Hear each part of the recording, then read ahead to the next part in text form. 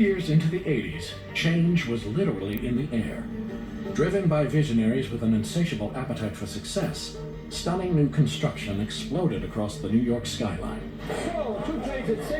On Wall Street, charts were rising with no limit in sight. But while certain corners of New York were thriving, others were being left to fend for themselves. And they too would find a way to break through. Out of the darkness and despair and destruction and death of the late 70s and early 80s, it wasn't politics that was going to save us, and it wasn't religion. It was the arts. Why has it got to be so damn tough? It takes a city like New York with so many different tribes and so many different people.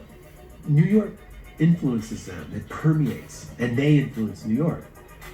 Whatever you wanted to do, you could do, because there was nobody there to police any of this.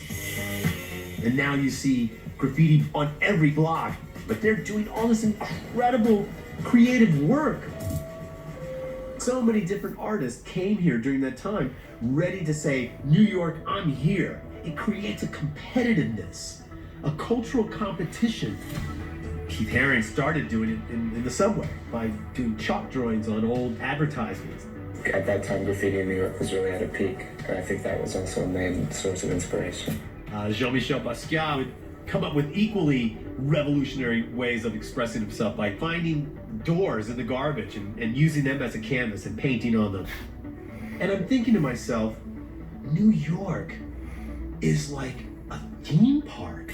It's a magical place for cool people. It's like Disneyland for the hip. Very quickly, it was recognized that we've got something special here.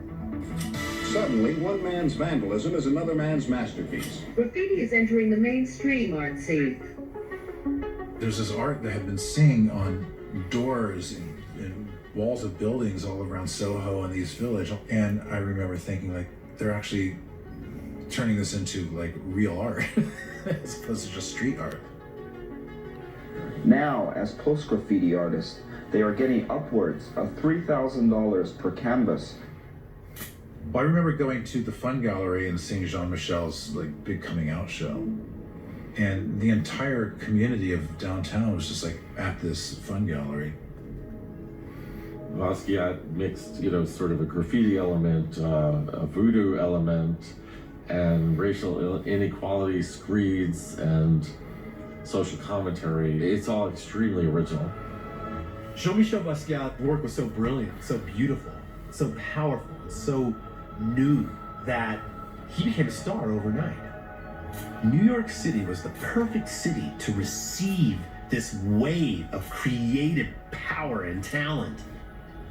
And when you can make it here, you can make it anywhere, because this is the city of competition, and the winner takes all. For self-invented dreamers and schemers, New York in the early 80s was the place to be. A new city was rising like a phoenix from the ashes. And while artists were leaving their mark for all to see downtown, uptown, a real estate battle was brewing. By the time the smoke cleared, the skyline would never be the same.